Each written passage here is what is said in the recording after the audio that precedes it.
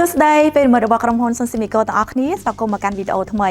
នៅក្នុងវីដេអូថ្ងៃនេះខ្ញុំនឹងមកបង្ហាញប្រិយមិត្តទាំងអស់គ្នាជាពិសេសបងស្ត្រីមេផ្ទះដែលស្រឡាញ់នឹងចូលចិត្តការចម្អិនម្ហូបជាពិសេសនេះគឺជាម៉ាស៊ីនកម្ដៅនិងចម្អិនម្ហូប Mac Media ស៊េរីថ្មីដែលមានជាមួយនឹងលេខ model MMOX 232ZE ដែលវាមានចំណូលរហូតដល់25លីត្រម៉ាស៊ីនកម្ដៅនិងចម្អិនម្ហូបមួយនេះគឺមានមុខងារលើសពីម៉ាស៊ីនកម្ដៅម្ហូបធម្មតាដែលលោកអ្នកអាចធ្វើការចម្អិនម្ហូបអាហារបានជាច្រើនមុខនៅក្នុងម៉ាស៊ីនតែមួយដែលវាមានមុខងារ5រួមបញ្ចូលគ្នាដែលលោកអ្នកអាចធ្វើការកម្ដៅម្ហូបអាហារបំពងដោយមិនប្រើខ្លាញ់ដុតអាំងនិងចំហុយវាមានកន្លែងផ្ទុកទឹកបានរហូតដល់250មីលីលីត្រដើម្បីធ្វើការប្រើប្រាស់ទៅលើមុខងារចំហុយនៅក្នុងសីតុណ្ហភាព130អង្សាសេដែលវាជួយធ្វើឲ្យម្ហូបអាហារដែលយើងធ្វើការចំហុយកាន់តែមានឱជារសឈ្ងុយឆ្ងាញ់បន្ថែមទៀត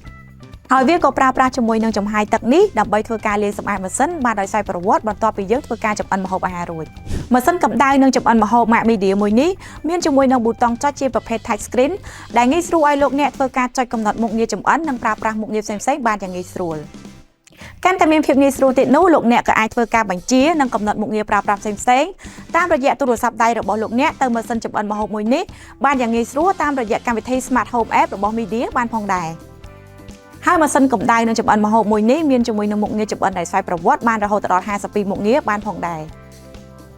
អញ្ចឹងសម្រាប់បងស្ត្រីមេផ្ទះដែលកំពុងតែស្វែងរកជាមួយនឹងម៉ាស៊ីនកម្ដៅនិងចម្អិនម្ហូបដែលមានមុខងារប្រើប្រាស់ច្រើនដូចនេះនាងខ្ញុំសូមធ្វើការណែនាំបងទាំងអស់គ្នាឲ្យជ្រើសរើសជាមួយនឹងម៉ាស៊ីនកម្ដៅនិងចម្អិនម្ហូប Mac Media មួយនេះដែលលោកអ្នកអាចធ្វើការស្វែងរកទិញនៅគ្រប់សាខាទាំងអស់របស់ក្រុមហ៊ុន Sensimico